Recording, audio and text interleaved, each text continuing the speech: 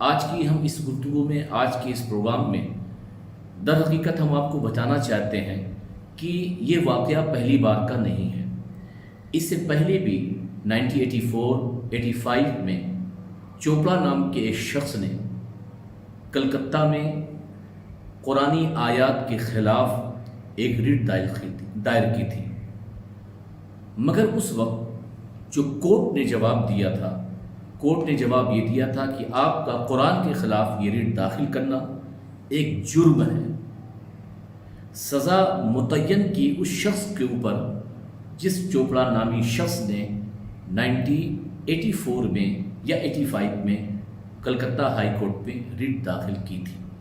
اب supreme court کو بھی دیکھنا چاہیے کہ ایک نظیر ہے ہائی کورٹ کی، کیا وہ جو اس نے ریٹ داخل کی ہے اسے قبول کرے یا نہ کرے۔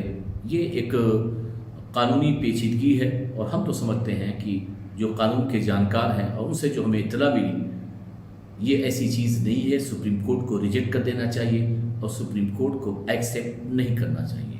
یہ تو بات سپریم کورٹ کی ہو گئی، یہ بات وسیم رضوی کتے سلمان رشدی جیسے شخص کی ہو گئی، لیکن آج ہمیں اس پروگرام میں سمجھنا ہے اور جاننا ہے کہ وہ قرآن کی در حقیقت 24 آیات ہیں جن پر اعتراض ہمیشہ ہوتے رہتے ہیں۔ وسیم رضوی نے 26 آیت اس لیے کوٹ کی تاکہ یہ نہ لگے کہ ہم انہی آیات کو لے رہے ہیں جن آیات کا سہارا غیر مسلم، نان مسلم لیتے آئے ہیں۔ 2002 میں آر ایس ایس کے جو سنچالک تھے، میں اپنی گفتگو بعد میں پوری کروں گا کیونکہ ابھی ہمارے سامنے جڑ گئے ہیں جناب غلام رسول دہلوی صاحب، اور ہم چاہیں گے ان کا وقت بہت قیمتی ہے، پہلے ان سے ہی گفتگو کر لیں، پھر اس کے بعد جب وہ، کیونکہ بہت کم ٹائم کے لیے وہ آئے ہیں، جتنی وہ گفتگو کر سکیں گے، جتنا وہ ٹائم دے سکیں گے، انٹرنیشنل سنی چینل کا خیر مقدم کرتا ہے۔ السلام علیکم۔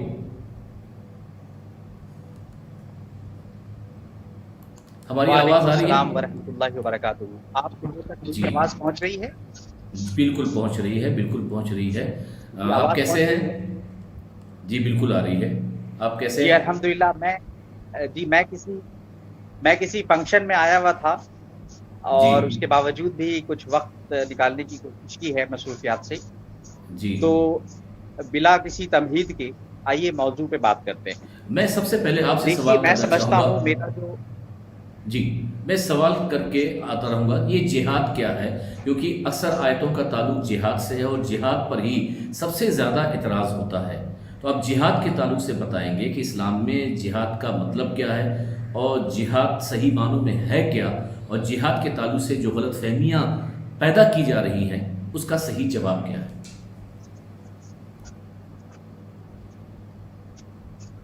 دیکھیے، بنیادی طور پر ایک غلط فہمی کا ازالہ کرنا ضروری ہے۔ عام طور پہ لوگ سمجھتے ہیں کہ جہاد اور قتال دونوں ایک چیزیں ہیں، جبکہ ایسا ہرگز نہیں ہے۔ قرآن کریم کی آیتوں کا مطالعہ کیا جائے تو یہ بات ظاہر ہو جاتی ہے کہ جہاد ایک مختلف ٹرمینالوجی ہے اور قتال الگ ہے۔ قرآن میں جہاں کہیں بھی فزیکل فائٹنگ کے لیے رسول اللہ صلی اللہ علیہ وسلم کو وحی نازل ہوئی ہے کہ آپ فائٹ کریں، آپ جنگ کریں، وار کریں مشرکین کے خلاف، کفار مکہ کے خلاف، تو وہاں پہ قتال کا لفظ استعمال کیا گیا ہے، جہاد کا نہیں۔ جہاد ایک پرٹیکولر ٹرمینالوجی ہے اور یہ قتال کے مقابلے میں اور بھی زیادہ عام اور شامل لفظ ہے۔ جہاد کے حقیقی معنی ہوتے ہیں ٹو اسٹرگل، جد و جہد کرنا، کوشش کرنا، اور اسلام کے اندر جہاد کی 2 قسمیں ہیں، جہاد اکبر، جہاد اصغر۔ رسول اللہ صلی اللہ علیہ وسلم ایک مرتبہ ایک جنگ سے، غزوہ سے تشریف لا رہے تھے اور آپ سے پوچھا گیا اور آپ نے فرمایا کہ ان رجعنا من الجہاد الاکبر الی الجہاد الاصغر، کہ ہم رجعنا من الجہاد الاصغر الی الجہاد الاکبر، کہ ہم جہاد اصغر سے، چھوٹے جہاد سے بڑے جہاد کی طرف، we are returning from a smaller jihad to a greater jihad now. تو صحابہ کرام نے عرض کیا یا رسول اللہ وہ جہاد اکبر کیا ہے، کہ گریٹر جہاد کیا ہے، واٹ از دا گریٹر جہاد؟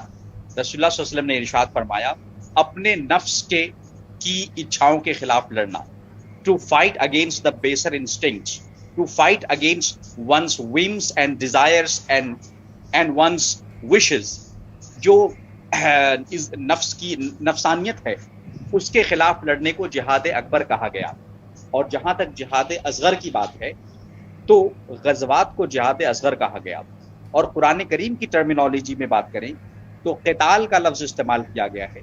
وسیم رضوی ہوں یا اس طرح کے جو بھی اس زمانے کے نوپید اور نوخیز اور کم پڑھے لکھے لوگ ہو جنہوں نے ذرا بھی قرآن کریم کی آیات کی تفاسیر میں وقت نہیں گزارا، میں اس لائق نہیں سمجھتا کہ ان لوگوں کو کمنٹ کا مستحق سمجھا جائے۔ ان پہ کمنٹ بھی کرنا ہمارے لیے وقت کا ضیاع ہے، لیکن موضوع کو سمجھنا بہت ضروری ہے کہ قرآن کریم میں قتال کا جو لفظ آیا ہے کہ رسول اللہ صلی اللہ علیہ وسلم سے جو فرمایا گیا کہ آپ قتال فرمائیں، وہ دراصل ایسے ہی ہے جیسے کہ شریمد بھگوت گیتا میں کرشن جی نے ارجن سے کہا کہ تم لڑو۔ اب ارجن کہتے ہیں اپنے گرو سے، شری کرشن ان کے لیے اسپریچول لیڈر ہے، کہ میں ان سے لڑوں جو میرے رشتہ دار ہیں، میں ان سے لڑوں جو میرے ٹیچر ہیں۔ ارجن ان سے لڑنے کے لیے تیار کر رہے تھے کرشن جی جو خود ان کے گرو بھی تھے، بہت سارے برہمن بھی تھے، بہت سارے رشی منی بھی تھے۔ ان سے لڑنے کے لیے شری کرشن نے کہا کہ تم ان سے لڑو، یہ تمہارا دھرما ہے، کیونکہ یہ لوگ اسٹیٹ کے خلاف ہیں، یہ لوگ باغی ہیں، انہوں نے ہمارے ساتھ غلط کیا ہے، فائٹ فار دا رائچوسنس، حقانیت کے لیے لڑو۔ یہ بات شری کرشن نے کہی تھی، ارجن منع کرتے رہ گئے کہ نہیں، شری کرشن سے کہا کہ میں ہرگز ان لوگوں سے نہیں لڑنا چاہوں گا۔ وہاں پہ شری کرشن نے بہت ہی امپورٹنٹ بات کہی، اور وہ یہ کہی کہ تم نہیں لڑ رہے ہو بلکہ تم تو ایک ٹول ہو، تم تو ایک ذریعہ ہو، لڑ تو خدا رہا ہے، میں لڑ رہا ہوں۔ اور ہندو دھرم میں شری کرشن کو ڈیوینٹی کا درجہ حاصل ہے۔ وہاں پہ شری کرشن کہہ رہے ہیں کہ تم نہیں لڑ رہے ہو، تمہارے ذریعے میں لڑ رہا ہوں اور میں ہی تو رچیتا ہوں۔ جو لوگ قرآن کریم کی آیات قتال کو، قرآن کریم کی آیات 24 آیات کو جہاں کفار و مشرکین سے لڑنے کی بات کہی گئی ہے نہیں سمجھ پاتے ہیں، ان کے لیے یہ کانٹیکسٹ بتانا ضروری ہے کہ جس طریقے سے شری کرشن نے بھگوت گیتا میں بہت بار، ایک بار نہیں کئی بار کہا ارجن سے کہ تم لڑو، اسی طریقے سے رسول اللہ صلی اللہ علیہ وسلم کو اللہ پاک نے قرآن کریم میں 24 آیتوں کے ذریعے کبھی فرمایا فَاقْتُلُوهُمْ أَيْنَمَا ثَقِفْتُمُوهُمْ، کہ انہیں قتل کر دو جہاں بھی تم انہیں پاؤ، یا جو بھی مشرکین ہیں۔ اب یہاں پہ میں وہی عرض کروں گا کہ تمام کفار کے لیے نہیں، تمام مشرکین کے لیے نہیں، بلکہ مکہ میں جنہوں نے رسول اللہ صلی اللہ علیہ وسلم کو اپنے گھر سے ہی نکالا تھا، مثال کے طور پہ وہ جو آیت کریمہ ہیں، وہ 24 آیت کریمہ میں سے ایک آیت کریمہ میں پیش کرنا چاہوں گا جس میں یہ کہا گیا، اس سے پہلے والی آیت یہ ہے کہ جنہوں نے تمہیں گھر سے نکال دیا ہے، الذین اخرجوکم، جنہوں نے تمہیں اپنے گھر سے نکال دیا ہے، تم ان سے لڑو، اور جنہوں نے تمہیں گھر سے نہیں نکالا ہے تمہیں ان سے نہیں لڑتا ہے۔ میری بات آپ لوگ سماعت فرما رہے ہیں؟ بالکل بالکل صاف تو میں یہ عرض کرنا چاہتا ہوں ہے کہ بس اسی کانٹیکسٹ میں، جی اسی کانٹیکسٹ میں ہمیں سمجھنے کی، اور براڈر وے میں قرآن کریم کی آیتوں کو دو طریقے سے ہمیں کیٹیگرائز کرنا چاہیے۔ دیکھیے بہت ساری غلط فہمیاں اس لیے بھی جنم لیتی ہیں کیونکہ ہم نے ان کو صحیح طور پہ ایکسپلین نہیں کیا ہے۔ ایسا مانا جاتا ہے کہ قرآن کریم کی ہر آیت فار آل ٹائم ہے، فار ایٹرنیٹی ہے، یہ ایسا نہیں ہے۔ دیکھیے ہمارے یہاں اہل سنت و جماعت کا عقیدہ ہے کہ قرآن کریم قدیم ہے، حادث نہیں ہے۔ ہمارے یہاں یہ مانا جاتا ہے the holy Quran is uncreated and not created، کہ قرآن غیر مخلوق ہے۔ یہ بڑا مشہور معتزلہ اور اشاعرہ کے درمیان جو بحث ہوئی تھی، میں اس فلسفیکل ڈیبیٹ میں نہیں جانا چاہتا، لیکن لب لباب یہ ہے کہ ہمارے یہاں ایک غلط فہمی یہ آ گئی ہے، ہم یہ سمجھتے ہیں کہ قرآن کریم کی ہر آیت ہر دور کے لیے منطبق ہے، ہر ٹائم کے لیے اپلیکیبل ہے۔ یہ براڈر وے میں تو صحیح بات ہے، بنیادی طور پہ تھیوریٹیکلی صحیح بات ہے، لیکن قرآن کریم کی جو تقسیم کی آیات کی جو کیٹیگورائزیشن مفسرین کرام نے فرمائی ہے، کہیں فرمایا کہ متشابہات ہے، کہیں فرمایا کہ محکمات ہیں، کہیں فرمایا کہ یہ بالکل مبہم ہے، کہیں فرمایا کہ اس کا راز اللہ کو پتہ ہے۔ مثال کے طور پہ حروف مقطعات ہیں، الف لام میم ہے، حام میم ہے، وغیرہ وغیرہ۔ تو یاسین ہے کہ یہ حروف مقطعات ہیں، ان کا معنی جب جبریل علیہ السلام کو نہیں پتا، جبریل امین علیہ السلام کو نہیں پتا، تو ہم اور آپ کیا ہیں؟ اسی طریقے سے قرآن کریم کی دو کیٹیگریز ہیں، ایک یونیورسل ورسز، وہ آیتیں جو ہر وقت کے لیے ہیں، اینڈ ٹائم اسپیسیفک ورسز، یا پھر یہ کہہ لیں کہ کانٹیکسچولائزڈ ورسز، کہ کچھ مخصوص مدت کے لیے کوئی ورس آئی تھی۔ تو یہ جو 24 آیات ہیں، ان میں سے اکثر و بیشتر کانٹیکسچولائزڈ ورسز ہیں، ان کو جب بھی آؤٹ آف کانٹیکسٹ پیش کیا جائے گا تو مغالطے پیدا ہوں گے۔ تو جب بھگوت گیتا کو، شریمد بھگوت گیتا کو، جس کے اندر لڑنے کی باتیں، جس کے اندر شری کرشن نے جو اپدیش دیے ہیں ارجن کو، وہ فائٹ کرنے کے لیے دیے ہیں، جب شریمد بھگوت گیتا کو ہم PIL کے ذریعے سپریم کورٹ میں چیلنج نہیں کر سکتے، اسی طریقے سے قرآن کریم کو ہم چیلنج نہیں کر سکتے، اس لیے کہ اس کا ایک پرٹیکولر کانٹیکسٹ ہے اور اس کا ایک مخصوص معنی اور مخصوص مقام ہے۔ عربی میں بڑا مشہور مقولہ ہے، لکل مقام مقال، تو قرآن کریم اسی کی تصویر ہے۔ بس میں اسی مدعا کے ساتھ اپنی بات ختم کرنا چاہوں گا۔ بے پناہ شکریہ، آپ نے بہت ہی ہائیلی ریلیونٹ ٹاپک پہ آج کے اس کی نشست کا آن لائن میرا بھی دوسرا سوال بچا ہوا ہے غلام رسول صاحب۔ آپ بہت شاندار گفتگو کر رہے ہیں، ہمارے ناظرین آپ کی گفتگو سے بہت محظوظ ہو رہے ہیں اور بالکل پرفیکٹ ان کو جواب مل رہا ہے، کیونکہ آپ نے بھگوت گیتا کی مثال اس لیے دی ہے، اس سے پہلے RSS اور اس سے پہلے اس سے پہلے RSS اور وشو ہندو پریشد نے جو پمفلیٹ بانٹے تھے 24 آیات کے تعلق سے، تو یقیناً ان کو بھی جواب دینا ہمارے لیے ضروری ہے کہ پہلے آپ اپنے دھرم کی کتاب میں دیکھیں کہ وہاں پر بھی اس تعلق سے خاص ایونٹ کے لیے ہے، نہ کہ ہر سمے کے لیے ہے۔ جیسا کہ آپ نے کہا کہ آپ کی کتاب کو چیلنج نہیں کیا جا سکتا سپریم کورٹ میں، تو کیسے ہماری کتاب کو چیلنج کیا جا سکتا ہے؟ مگر قرآن کی ان 24 آیات میں سے ایک آیت ایسی ہے کہ جس میں یہ کہا گیا ہے کہ مشرکین کو حرم میں جانے کی اجازت نہیں ہے، مشرکین نجس ہوتے ہیں، مشرکین ناپاک ہوتے ہیں۔ تو اس پر بھی اعتراض کیا گیا ہے، آخرکار حرم میں مشرکوں کے نہ جانے کی پابندی کیوں ہے؟ دیکھیے، اس سوال کے دو جواب میرے ذہن میں آ رہے ہیں۔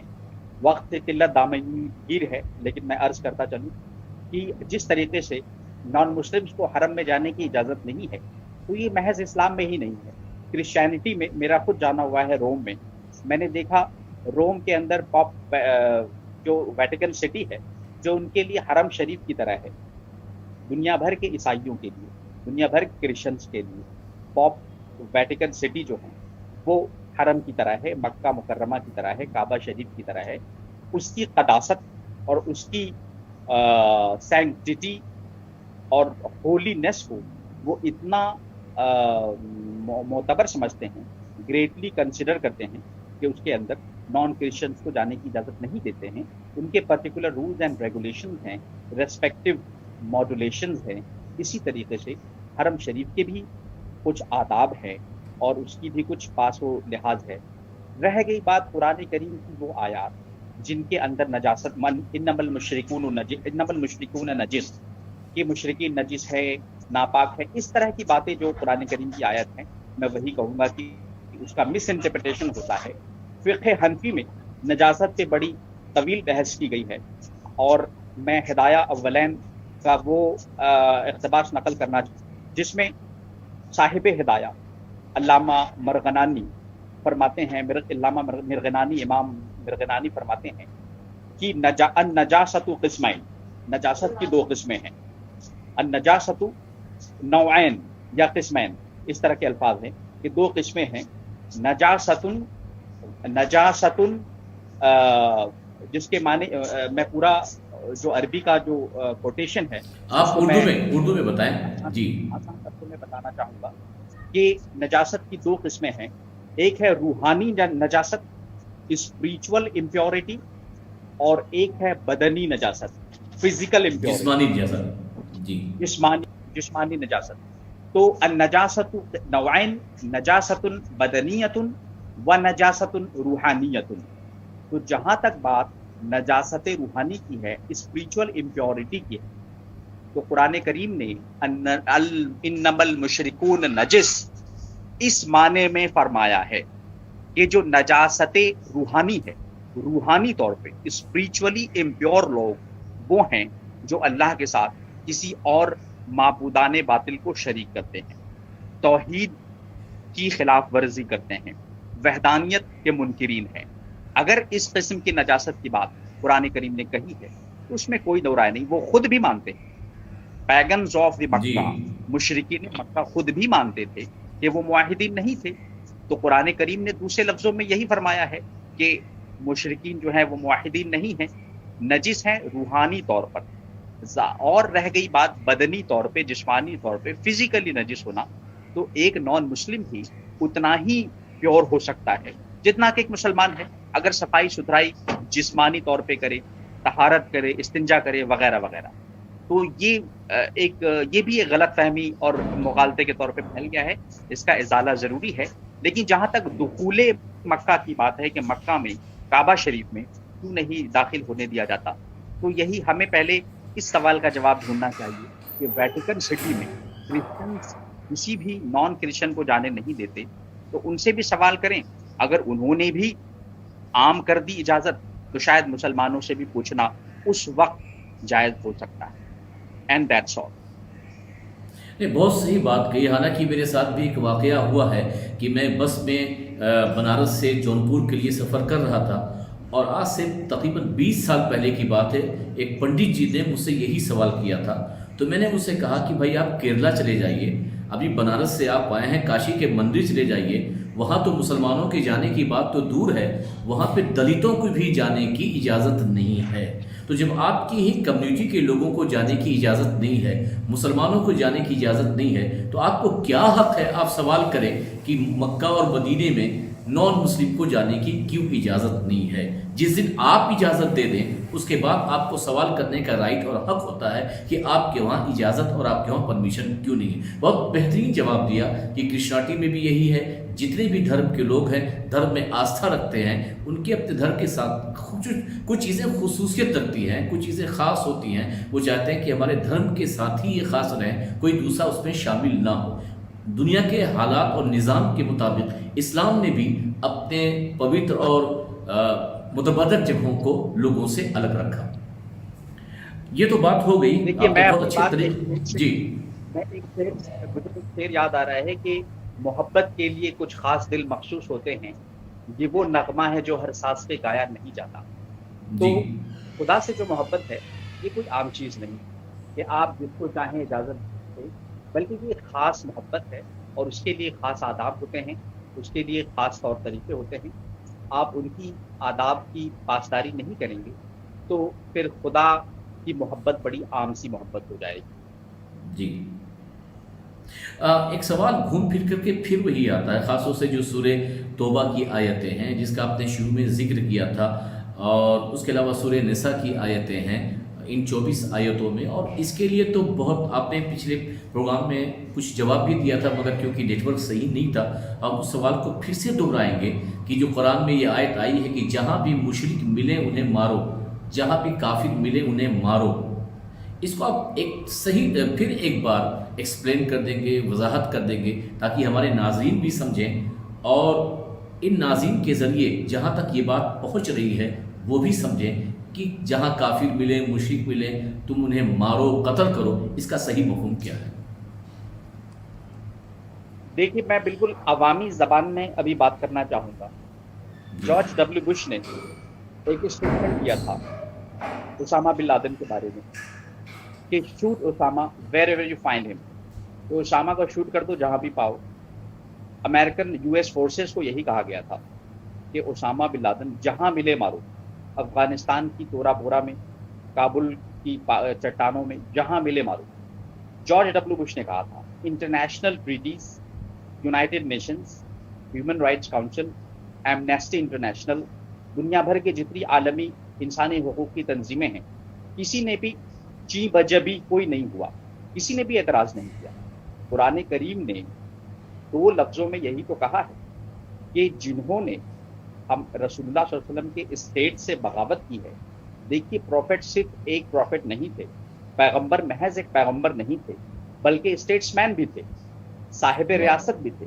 تو ان کی سبحان اللہ۔ ریاست کی تشکیل کے بعد اور ان کے کانسٹیٹیوشن کے بنانے کے بعد جس نے بھی ان کے اسٹیٹ سے بغاوت کی، تو قرآن کریم میں ارشاد فرمایا گیا کہ اے رسول، جنہوں نے آپ کے اسٹیٹ سے بغاوت کی ہے، جنہوں نے آپ کے الائنس کو توڑا ہے، اور اس الائنس میں جوز بھی تھے، کرسچنز بھی تھے، مسلمز بھی تھے، یہود و نصارہ بھی تھے، نجران کے بھی تھے، اور اسی طریقے سے دونوں جو مکہ شریف سے تشریف لانے والے مہاجرین تھے اور جو مدینہ کے انصار تھے، تو مہاجرین، انصار و مہاجرین بھی تھے، تو سب کا الائنس تھا۔ اب اس الائنس کو، اس ٹریٹی کو جنہوں نے توڑا، اس توڑنے والوں سے کہا گیا، کے بارے میں کہا گیا کہ ان میں سے جو لوگ جہاں بھی ملے انہیں مارا جائے۔ بس یہی عوامی انداز میں میں نے بات کی ہے کہ قرآن کریم نے وہی بات کہی ہے جو امریکہ نے کچھ دنوں پہلے کہا کہ اسامہ کو جہاں پاؤ مارو۔ قرآن کریم میں بھی یہ کہا گیا کہ اسٹیٹ سے بغاوت کرنے والوں کو جہاں بھی پاؤ مارو۔ اس میں کوئی دو رائے نہیں ہے اور اس میں کوئی مذائقہ نہیں ہے۔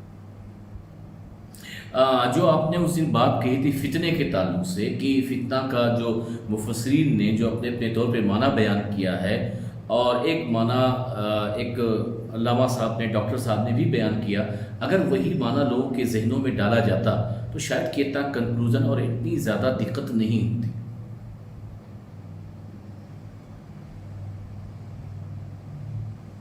آپ کی آواز بند ہوگی، آپ کی آواز بند ہو گئی ہے، آپ کی آواز بند ہو گئی ہے۔ جی جی ہاں، میں یہ عرض کرنا چاہوں گا کہ فتنہ کے جو معنی ہیں، قرآن کریم میں اس طرح کے بہت سارے الفاظ ہیں جن کی غلط ویاکھیا کی گئی، جن کی غلط تشریح کی گئی، اس میں سے ایک فتنہ ہے۔ تو لفظ فتنہ کی غلط تشریح خاص طور پہ وہابی تنظیموں نے کی، وہابی دہشت گرد تنظیموں نے کی۔ مثال کے طور پر فتنہ، جس کے معنی مفسرین کرام نے قرآن کریم کے اس مخصوص پس منظر میں بتایا ہے کہ اس کے معنی ہوتے ہیں ٹیوملٹ، فساد پھیلانا، اس کے معنی ہوتے ہیں بغاوت پھیلانا۔ لیکن اب فتنہ کو کسی نے اس کے معنی شرک بتا دیے، کسی نے اس کے معنی بدعت بتا دیے، کسی نے اس کے معنی مخصوص عقیدے کی خلاف ورزی بتا دی، اور اس طریقے سے یہ جوں کا تو جو معنی جوں کا تو ہونا چاہیے وہ نہیں رہا، اور پھر اس الفتنۃ اشد من القتل کی ایسی غلط تشریحات سامنے آئیں کہ وہابی تنظیمیں، خاص طور پر جماعت الدعوہ اور حزب التحریر، اور بعد میں فتنے کا غلط استعمال، طالبان، تحریک طالبان پاکستان کی تو باقاعدہ میگزین نوائے افغان جہاد ہے، جس میں انہوں نے فتنہ، الفتنۃ اشد من القتل کی غلط تشریحات کی اشاعت کی، اور یہ کہا کہ جو لوگ بھی مثال کے طور پر صوفیانہ مراسم کے پیروکار ہیں انہیں قتل کر دیا جائے، اس لیے کہ وہ خود فتنہ میں مبتلا ہیں، اور الفتنۃ اشد من القتل، قتل سے بھی سویر گناہ وہ کر رہے ہیں۔ تو اس طرح کی غلط تشریحات کا نتیجہ ہے کہ خود آج اسلام کے مخالفین جو ہیں، اسلاموفوب جو ہیں، ان کا اعتراض کا جو ان کا مشق ستم بن رہا ہے وہ قرآن کریم بن رہا ہے۔ نہ ان وہابی شدت پسند تنظیموں نے قرآن کریم کی آیتوں کی غلط تشریح کی ہوتی، نہ ان کی غلط ویاکھیا کی ہوتی، اور نہ قرآن کریم کے خلاف آج یہ بیہودہ باتیں ہو رہی ہوتی۔ اس لیے ہمیں اپنے اندر جھانک کر بھی دیکھنے کی ضرورت ہے گریبان میں کہ خود ہمارے درمیان وہ کون لوگ ہیں جو قرآن کی آیات جہاد، آیات قتال اور اس سے ریلیٹڈ جو ورسز ہیں جن کو ہم کہتے ہیں وار ٹائم ورسز، ان کو اپنے مخصوص عقائد کی جسٹیفیکیشن کے لیے استعمال کر رہے ہیں۔ We have to come hard on them and we have to take a clear position against them, and that's all. بہت شاندار گفتگو ہو رہی ہے ناظرین کرام، آپ اسے شیئر بھی کرتے ہیں، اور آخری سوال میں لوں گا، اور یہ سوال یقیناً کہیں نہ کہیں آپ کے جواب کے بعد بھی پیدا ہوتا ہے کہ آپ یہ کہتے ہیں کہ جہاد اکبر جو ہے اپنے نفس سے لڑنا ہے، اپنے آپ سے لڑنا ہے، یہ جہاد اکبر ہے، جیسا کہ اللہ کے رسول صلی اللہ علیہ وسلم نے ارشاد فرمایا۔ لیکن ہم یہ دیکھتے ہیں کہ اسلام کے نام پر ہی کچھ تنظیمیں ہیں، چاہے وہ طالبان ہوں، چاہے وہ لشکر طیبہ ہوں، یا اس کے علاوہ حزب المجاہدین ہوں، حزب اللہ ہوں، جتنے بھی نام ہیں، کوئی افغانستان میں لڑ رہا ہے، کوئی کشمیر میں لڑ رہا ہے، کوئی سیریا میں لڑ رہا ہے، کوئی کہاں لڑ رہا ہے، تو کیا اسے ہم جہاد کا نام دے سکتے ہیں؟ کیونکہ غیر مسلم، نان مسلم تو اسے جہاد سمجھ رہا ہے، وہ دنیا کے سامنے کہہ رہے ہیں کہ یہ جہاد ہے۔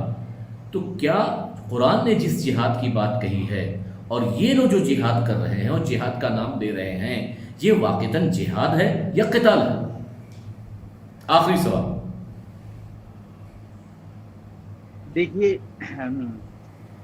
شدت پسند تنظیمیں اور دہشت گرد تنظیمیں جو دہشت گردانہ کاروائیاں انجام دے رہی ہیں، وہ جہاد تو ہے ہی نہیں، ہرگز نہیں ہے۔ وہ سر تاثر مکمل طور پر فساد ہی فساد ہے، اور وہ بھی فساد کی وہ قسم ہے جو قرآن کریم نے فساد فی الارض کہا ہے اور فرمایا ہے کہ انما المفسدون فی الارض، کہ جن لوگوں نے بھی فساد کیا ہے زمین پر، اللہ کی زمین پر، ان کی سزا اللہ کے یہاں مقرر ہے۔ اور انما نحن المصلحون، کہ ہم جو ہیں ہم مصلح ہیں اور یہ مفسدین ہیں۔ تو اب انہوں نے تو جنگ اللہ سے چھیڑ رکھی ہے نا، کیونکہ جو مفسدین ہیں، جو فساد کر رہے ہیں، وہ اس ذات کے خلاف لڑ رہے ہیں جو اصلاح کرنے والی ذات ہے، جو ذات مصلح ذات ہے، اور وہ اللہ کی ذات ہے، وہ خدا تعالیٰ کی ذات ہے۔ رہ گئی بات دہشت گرد تنظیمیں، چاہے وہ طالبان ہوں، چاہے حزب المجاہدین ہوں، جماعت الدعوہ ہوں، یا اور دیگر تنظیمیں، دیکھیے انہوں نے جہاد اکبر کو سرے سے مانا ہی نہیں ہے۔ وہ دراصل وہ تو یہ کہتے ہیں کہ جہاد اکبر یعنی روحانیت کے حصول کے لیے اپنی نفسانیت کے خلاف لڑنا، یہ تو سرے سے ان کے یہاں ہے ہی نہیں۔ مثال کے طور پر تحریک طالبان پاکستان کے ایک مفتی ہیں، آفیشیل مفتی، ان کا نام ہے شیخ مفتی یوسف العبیری۔ انہوں نے اپنے میگزین ماہنامہ اب نوائے افغان جہاد کے جو افتاء کا جو اس میں کالم ہوتا ہے، اس میں ایک مرتبہ یہ لکھا ہے کہ یہ صوفی طبقہ جو ہے افغانستان میں اور بالخصوص پاکستان میں، انہوں نے عوام کے درمیان جہاد اکبر یعنی نفس کے خلاف لڑنا، اس طرح کی ایک نئی اصطلاح وضع کی۔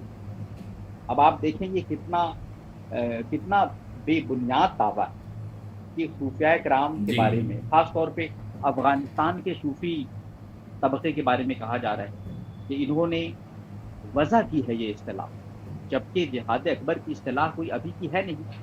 ہم نے حدیث کا ریفرنس دیا کہ رجعنا من الجہاد الاصغر الی الجہاد الاکبر، رسول اللہ صلی اللہ علیہ وسلم نے اپنی حدیث مبارک کے ذریعے ہی جہاد اکبر کی اصطلاح قائم فرمائی تھی۔ اس کے بعد بہت سارے، سب سے پہلے جو صوفی بزرگ مانے جاتے ہیں، صوفی ابو الہاشم کوفی، انہوں نے بھی جہاد اکبر، اسی طریقے سے تابعین حضرات عبداللہ ابن مبارک، انہوں نے جہاد اکبر پہ کتاب لکھی، اسی طریقے سے بایزید بستامی اور امام غزالی نے بالخصوص احیاء علوم الدین میں جہاد اکبر کی مختلف تقسیم فرمائی ہیں کہ اخص الخواص کا جہاد، خواص کا جہاد، اور عوام کا جہاد اکبر۔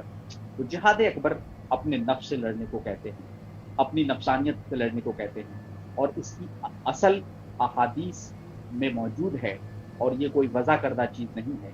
ابھی کیا ہوا ہے کہ جو دہشت گرد تنظیمیں ہیں وہ یہ افواہ پھیلا رہی ہیں کہ چونکہ امن و سلامتی کے قیام میں صوفیاء کرام کا بنیادی کردار رہا ہے معاشرے کے استحکام میں، اس لیے وہ جہاد اکبر پہ زور دیتے ہیں اور جہاد اصغر کو ایک ٹیکٹیکل چیز، وقتی اور محض اسٹیٹ کا ایشو بناتے ہیں کہ یہ اسٹیٹ کی ذمہ داری ہے، یہ ریاست کی ذمہ داری ہے، یہ عوام کی، انڈیویجولز کی اور پرٹیکولر آرگنائزیشنز کی ذمہ داری نہیں۔ اس لیے ان کے مفادات پہ ضرب پڑتی ہے جو لوگ اپنے शिद्दत पसंदाना नज़रियात के ज़रिए अपनी रोटी सेक रहे हैं। तो जिहाद अकबर बिल्कुल बुनियादी तौर पर इस्लामी मोतक़दात का इंटेग्रल पार्ट है, बुनियादी हिस्सा है, और सूफ़िया कराम ने बिला बिला शुभ उस पर ज़ोर दिया है। लेकिन अफसोस की बात यह है कि कुछ लोग तसव्वुफ़ के नाम नहाद मुतसव्विफ़ीन तसव्वुफ़ के नाम पर बैअत जिहाद जैसी एक नई इस्तिलाह गढ़ के चले गए।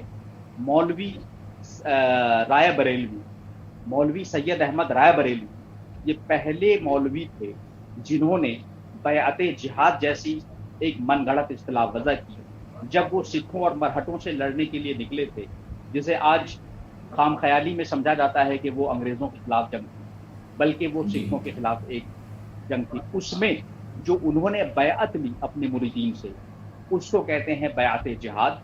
ये इस्लामी तारीख़ में और बर्र सग़ीर हिंद पाक में पहली मरतबा मनगढ़ंत वज़ा करदा इस्तिलाह थी। इसका कोई सरो पैर हमें कुरान करीम से लेके अहादीस के मुतून तक या फिर अक़वाल सहाबा और अइम्मा तक नहीं मिलता, सूफ़िया किराम के यहाँ भी बिल्कुल नहीं मिलता।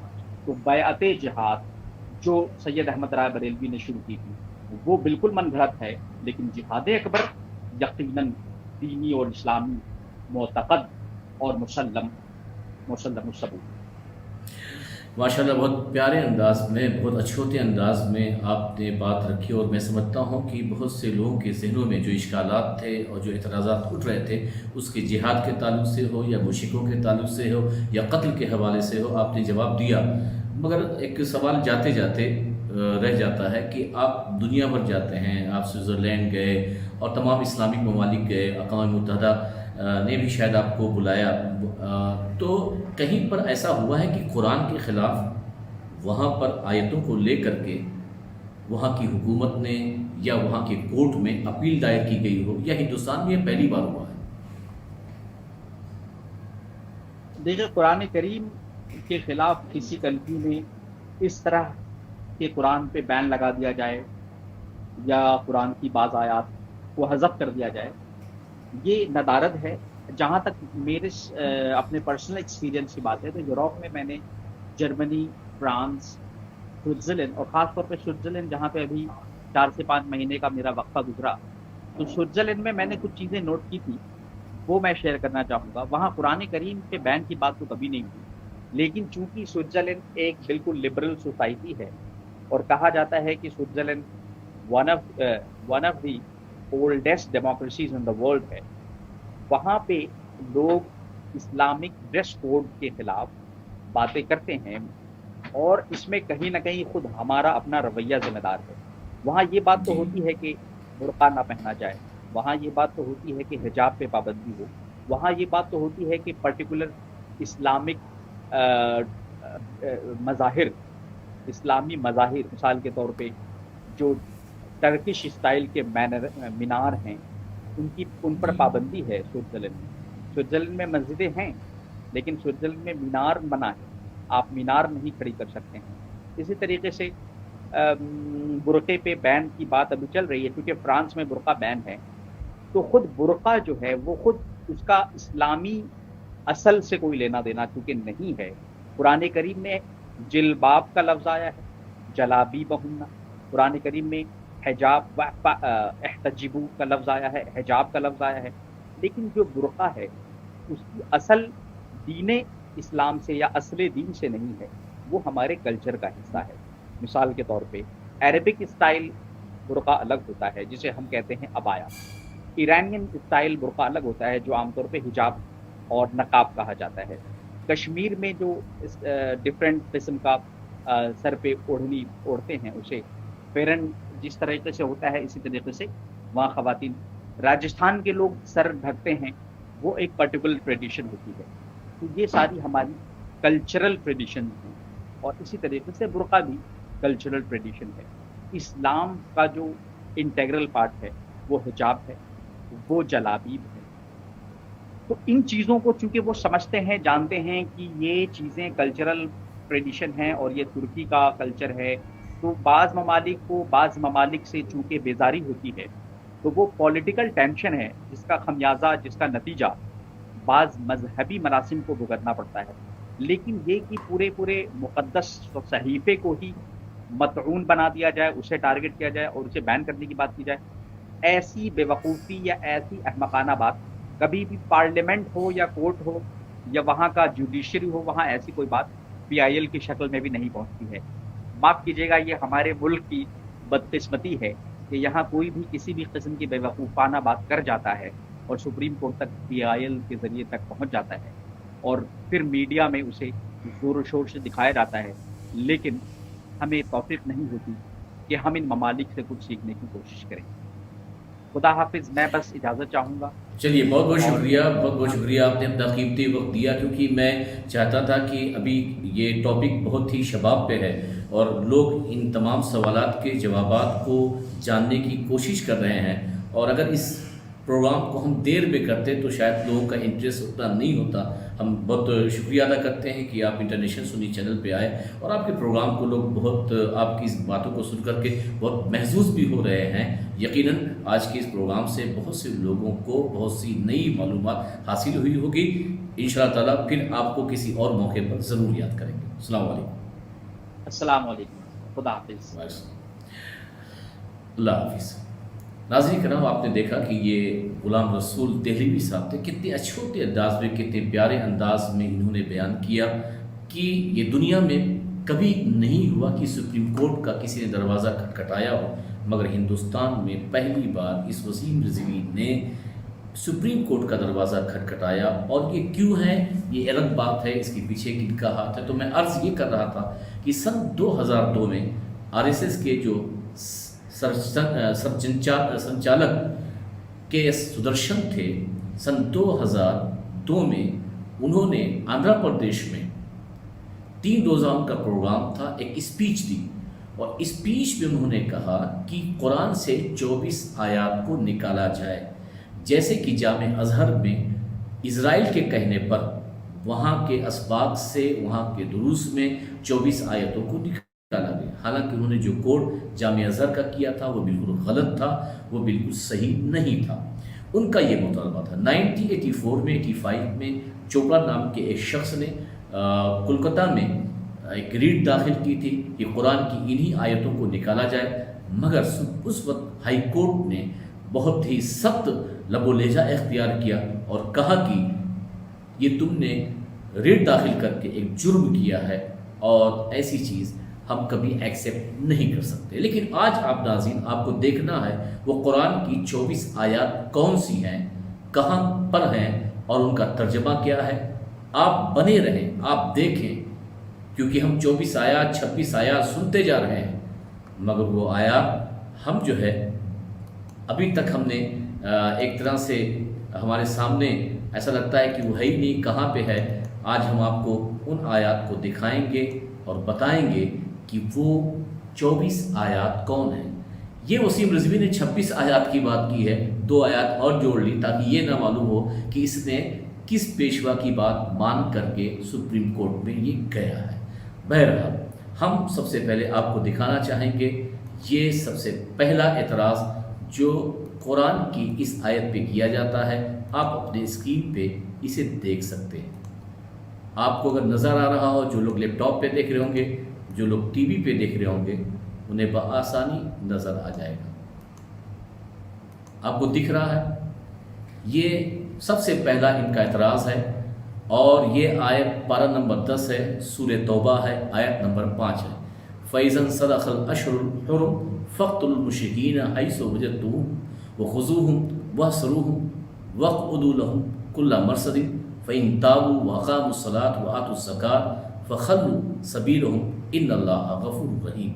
پھر جب حرمت والے مہینے نکل جائیں تو مشرکوں کو مارو جہاں پاؤ اور انہیں پکڑو اور قید کرو اور ہر جگہ ان کی طاق میں بیٹھو، پھر اگر وہ توبہ کریں اور نماز قائم رکھیں اور زکوٰۃ دیں تو ان کی راہ چھوڑ دو، بے شک اللہ تبارک تعالیٰ بخشنے والا ہے۔ تو یہاں پہ آپ نے دیکھا کہ یہ پہلا اعتراض یہ سورہ توبہ کی آیت نمبر 5 پر یہ لوگ کرتے ہیں۔ ہم دوسری آیت کی طرف آتے ہیں جس پر یہ اعتراض، آبجیکشن نمبر 2۔ میں چاہوں گا کہ اسکرین پہ آپ اسے تھوڑا سا بڑا دیکھ لیں.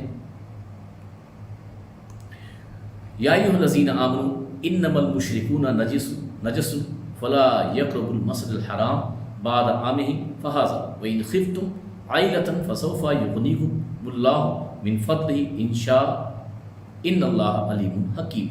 اے ایمان والو، مشرک بالکل ناپاک ہے، تو اس برس کے بعد وہ مسجد حرام کے پاس نہ آنے پائیں، اور اگر تمہیں محتاجی کا ڈر ہے تو قریب اللہ تمہیں دولت مند کر دے گا اپنے فضل سے اگر چاہیں، بے شک اللہ حکمت والا ہے. یہ دوسرا آبزیشن قرآن کی سورہ توبہ ہی کی آیت ہے، پارہ نمبر 10 ہے، آیت نمبر 88 ہے. میں بہت کوشش کر رہا ہوں کہ تاکہ آپ آیت بھی دیکھ لیں، آپ پارہ نمبر بھی نوٹ کر لیں. آپ آیت کا ترجمہ جو کہ کنز الایمان اور خزائن العرفان سے لیا گیا، کنز الایمان ہے جو اعلی حضرت کا ترجمہ ہے، وہ میں پیش کر رہا ہوں. پھر ان کا تیسرا اعتراض ہے آبزیشن نمبر 3.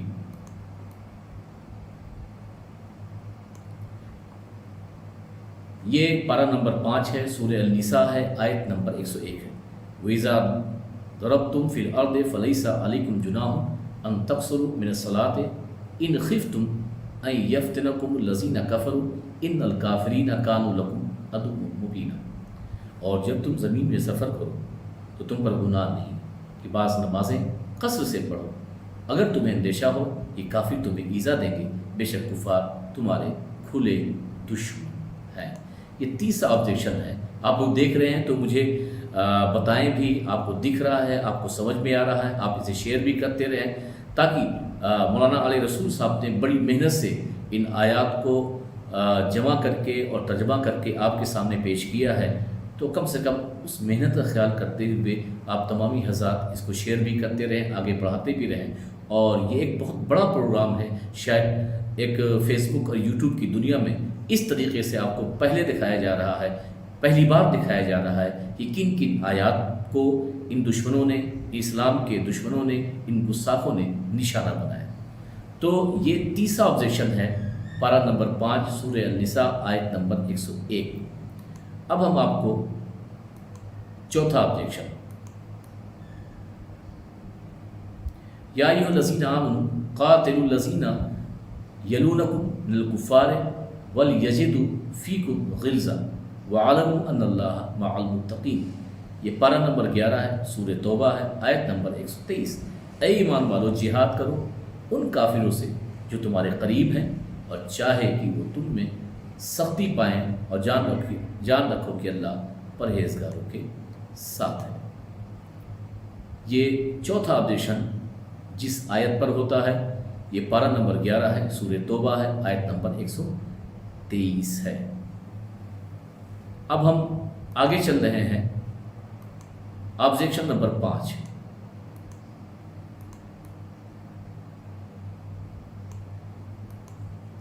ان الذین کفروا بآیاتنا سوف نصلیہم نارا کلما نضجت جلودہم بدلناہم جلودا غیرہا لیذوقوا العذاب ان اللہ کان عزیزا حکیما. یہ پارہ نمبر 5 ہے، سورہ النساء، آیت نمبر 56. جنہوں نے ہماری آیتوں کا انکار کیا، عنقریب ہم ان کو آگ میں داخل کریں گے. جب کبھی ان کی کھالیں پک جائیں گی، ہم ان کے سوا اور کھالیں انہیں بدل دیں گے کہ عذاب کا مزہ لیں. بے شک اللہ غالب